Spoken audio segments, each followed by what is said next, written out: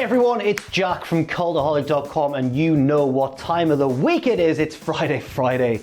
Gotta get down on Friday because it's my favorite time of the week, and that's because it's time for my wrestlers of the week. I'm going mental here in lockdown. Yes, that's right, it is time for my wrestlers of the week, and there's been a lot of action going on given the circumstances, all kind of centered around Money in the Bank, but there's some wrestlers included from elsewhere too. So without any further ado, let's take a look at those honorable mentions. My first thought when doing the honorable mentions this week was Christopher Daniels, because he couldn't make it onto the top 10, but I really enjoyed his performance on Dynamite in the main event against Brody Lee. I thought he was wonderful, and he's just so ageless. He's one of those people like Rey Mysterio, for example, who just hasn't seemed to slow down in the ring, or if they have slowed down in the ring, they do a really, really good job of hiding it. And I just think Daniels is great. I've always been a fan of him since I became aware of him in the TNA days.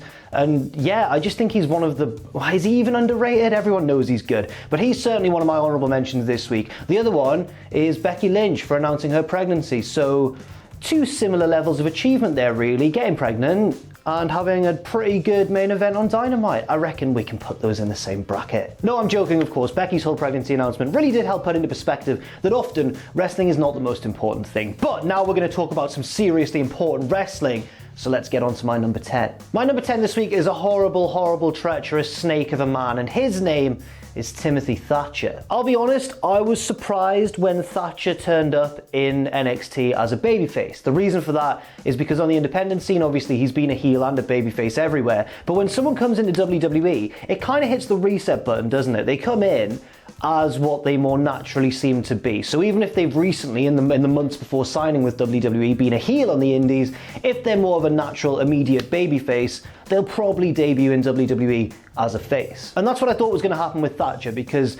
up until recently moving to WWE, he was a pretty beloved guy on the independent scene, especially in places like WXW in Germany, where he was kind of the hero of the promotion. And then I thought, well, despite that, he just seems more like a heel, doesn't he? He's just a horrible, hard bastard, and he's really good at hurting people and just looks the part as well. He looks like a heel. So I thought, well, whenever he rocks up in NXT, he will be a heel then. And I was wrong. Timothy Thatcher turned up as a babyface. Yes, a menacing, snarling babyface, but a good guy nonetheless, the mystery partner of Matt Riddle, because Pete Dunne can't be with him to defend those tag team titles. But, and I feel slightly vindicated because of this, even though I was wrong, he is now a heel. After turning on Matt Riddle this week, he has solidified himself as one of those people you should just never ever trust in wrestling, because they will turn on you. Like Kevin Owens, Matt Riddle is like the Sting role, I suppose, and it was never going to end well. Matt Riddle's too happy-go-lucky, Thatcher is too serious and mean, and it just wasn't...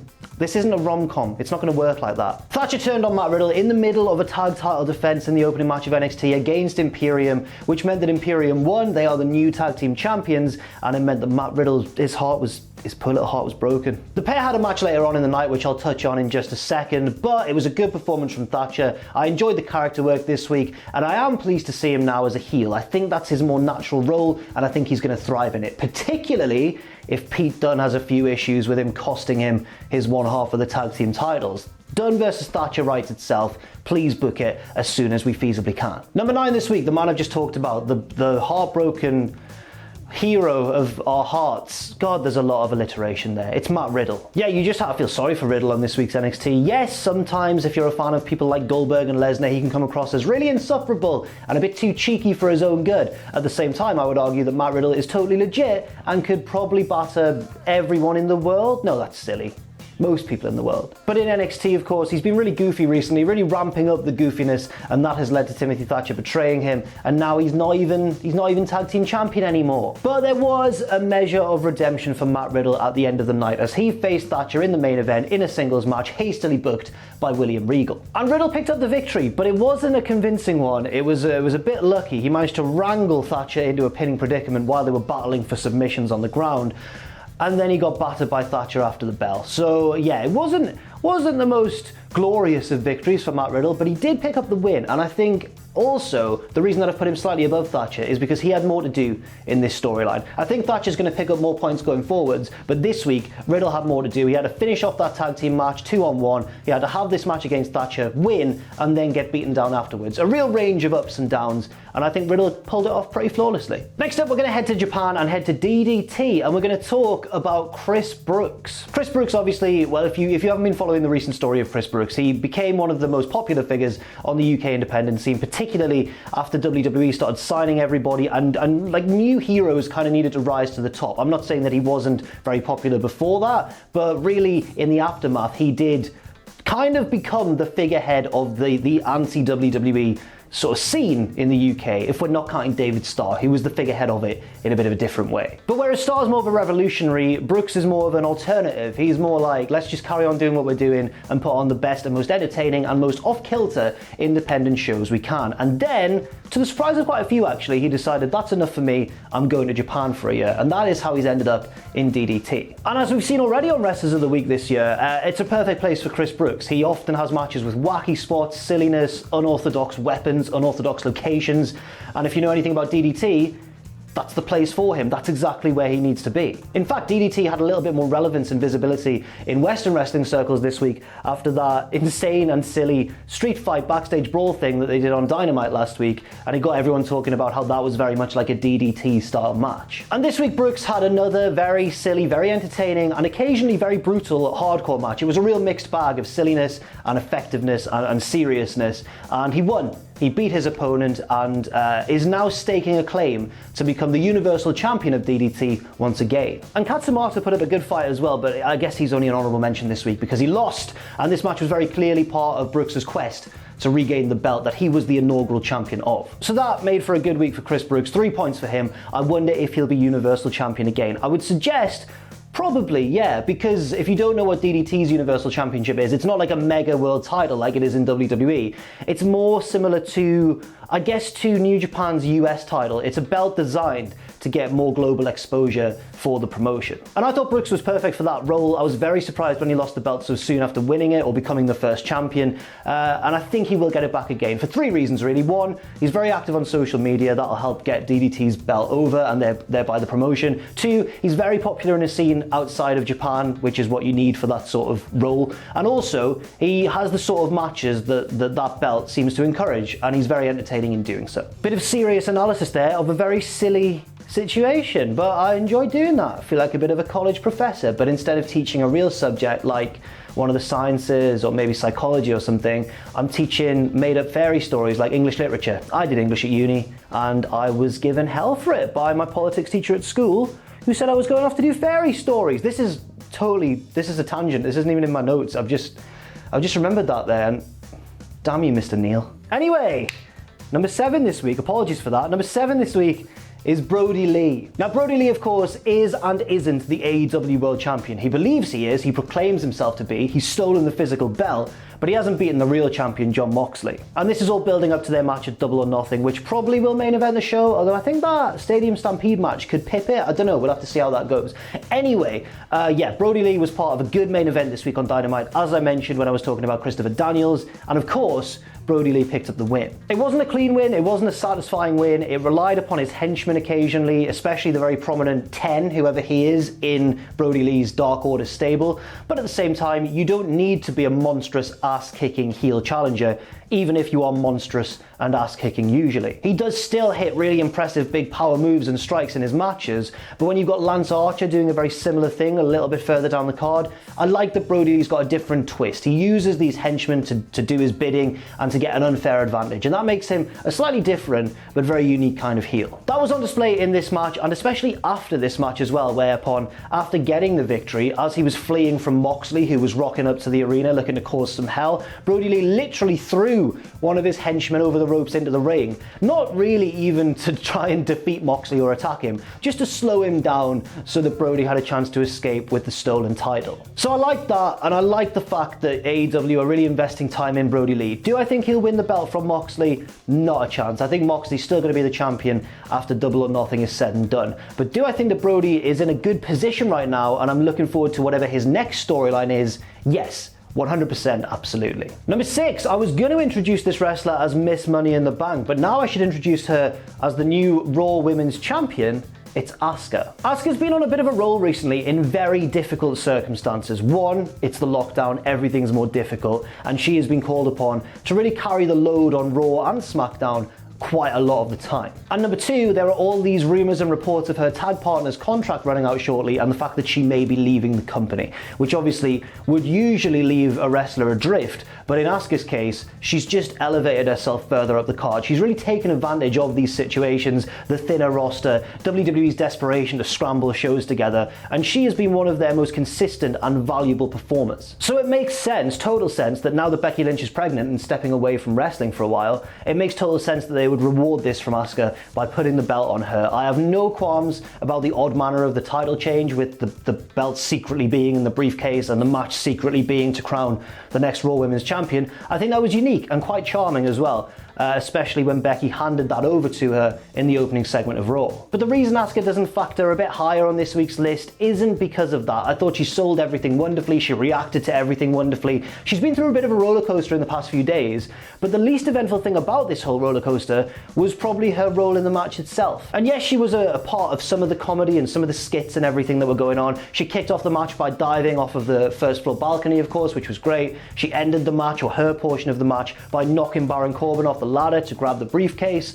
So yeah, she was alright, but I don't think she took as prominent a role in the match as maybe she could have done. Despite this, I can't argue with her choice as the winner of it at all, and it's been a really historic week in the history of Asuka's WWE career. She is now, I think, a Grand Slam champion because she's held the SmackDown, NXT, now Raw, and tag team titles. All the titles of the women's division have been Asuka's at some point. It's a great achievement. She's a great wrestler. She deserves it. What a happy day. What's next in line for Asuka? I suspect Shayna Baszler at some point in her near future, but we'll just have to wait and see. Now, moving on to my number 5 this week, Mr. Money in the Bank, it's Otis. Otis gets 1 extra point this week for being more of a focal point of the match that he won.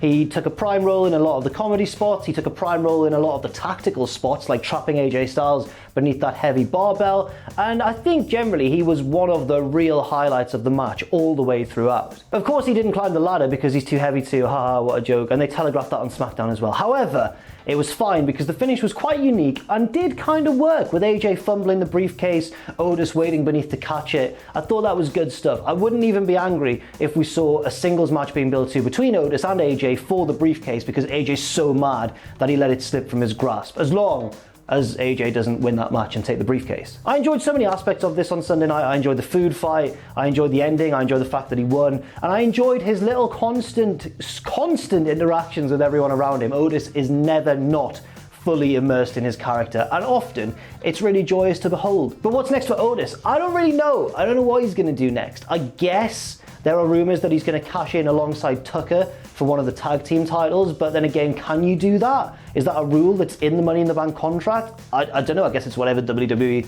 decides to write in the storyline. However, I would kind of like to see him have a shot at one of the world titles. I know that's bad for Tucker, and I like Tucker, but this underdog story could really build up to a big pay-per-view moment for Otis. Now, I don't think that moment should come very soon. I think he should hold the briefcase for a while, because at the minute we've got Drew and Braun as the two big champions, and Otis needs a heel to heroically defeat in a big moment. But I do think this is a promising step. I do enjoy that WWE are recognizing the value of Otis, and yeah, the sky's the limit for the big man. So well done, Otis. Lovely set of points for you. Number 4, another week and another set of points for Masato Tanaka, one of the most unlikely contenders for Wrestler of the Year 2020. We're back over in DDT now, and we're talking about the main belt, not the Universal one. That's very much a secondary belt at the moment. We're talking about the main King of DDT Championship, and Tanaka, his reign continues. Yeah, despite being an icon of the 90s, and of a hardcore scene as opposed to a more comedic scene, Tanaka finds himself some 15-20 years later as the champion of DDT, and he's having good matches as well. This week, Tanaka defeated Sakaguchi to keep a hold of the title, and I just wonder who's being built up to take that belt from him. Something needs to be done to stop Tanaka. He can't keep getting points and being up there amongst the front runners of this league table. He's up there alongside like Moxley and Kenny Omega and stuff. It's absolutely absurd, and I'm getting a bit worried that Tanaka's going to win it all. Would it be a bad thing if he won it all? Yeah, it would, yeah. I think whoever wins this year, it's going to be a strange one, isn't it? It's going to be a tainted victory a little bit because there hasn't been enough wrestling for one wrestler to really stand out. But I think if anyone deserves it more than Tanaka, it's one of Hangman and Omega. Their incredible tag team journey has been amazing and one of the highlights of 2020 until everything stopped. So Tanaka cannot win. Stop him immediately before he does more damage to us all. But seriously, I'm enjoying his veteran run. I think it's very good stuff. I just can't have him winning my league. Number 3 this week, a man who I don't know what's going to happen with him next. A total mystery at the minute, and his name is Seth bloody Rollins. Seth put on the best match of Money in the Bank because he's a really good wrestler. He's one of the best around. And we forget this because sometimes he's a little bit daft on social media. Sometimes his character's just not clicking with the audience in WWE. But then sometimes a pay-per-view comes around, he's matched up against another good opponent as well, and he just excels and reminds us all why he's in the position he's in. Because he's actually great. So yeah, another great pay-per-view match for Seth Rollins, losing to Drew McIntyre, which was the right call and slightly predictable as well because there was no way Drew was going to lose the belt so soon. However, they made the most of it and they put together a good, fairly long, pretty epic pay-per-view match in front of no fans, and it still worked, and that is really difficult to do. But then something weird happened, right? So Seth shook hands with Drew at the end of that match. Some people are saying that was them alluding to Becky's pregnancy announcement the following night before anybody knew. Some people are saying that it was, I was saying in fact, that it seemed like he was going to turn face soon. Then he turned up on Raw, and I don't know what happened, that all went out the window. Rollins turned up on Raw looking crap, looking disheveled. Not crap, he's still Seth Rollins, he's still a specimen, but he looked crap for him. His hair was all over the place, he looked a bit tired, like he hadn't slept, and he just sort of sleepwalked deliberately through his match, his tag team match. Then he got his team disqualified and really beat down Rey Mysterio and jammed his eye into the ring steps, and it was really brutal and vicious, so I don't think he's going to be turning face anytime soon, but I hope we learn what this is about. First of all, I hope we learn what it's about, and I hope, secondly, and more importantly, that it's not some kind of stupid angle where someone else is the father of Becky's baby, and I don't want to drag that real life stuff into the storyline stuff, especially if it's going to be another angle like that. Have we not had enough of that with the whole Bobby Lashley Rusev stuff, the Mike and Maria Kanellis stuff, just the Liv Morgan and Lana stuff? It's all been rubbish. And normally that's not what I like to see on Raw, right? You're listening, Heyman, that's not the sort of thing that really works that well in 2020. If this was the 90s and Jerry Springer was still massive, definitely go for it. Nowadays, come up with some original stuff. But that is me ripping on a problem that doesn't necessarily exist yet. That might just be me totally misreading things, and it might be a totally different reason that Seth is so tattered and torn right now. But I am intrigued to see where it goes, and I hope it goes in an interesting direction, maybe into a feud with Rey. I don't know where it's going to go, but I'm along for the ride for now, and a good week for Seth too. Number 2 this week, let's go to Pro Wrestling Noah and a man named Katsuhiko Nakajima. Now, I first became familiar with Nakajima about 4 years ago, I think, when he turned up in the G1 Climax. Occasionally in New Japan, they'll have a big wrestler or two from another promotion kind of be a guest star in their annual G1 Climax tournament. And that year, I remember Nakajima turned up, he was throwing high kicks everywhere, he was this fiery young guy with bleach blonde hair, looking a bit different to how he does now, understandably,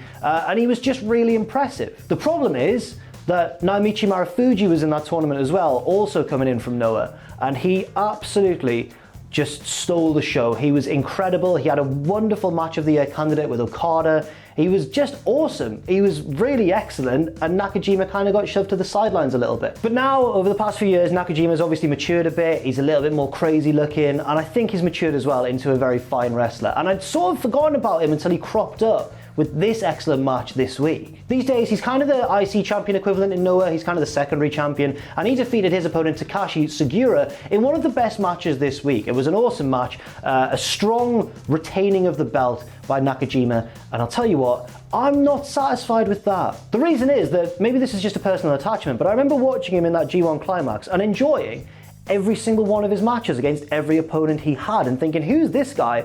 And you start watching some Noah.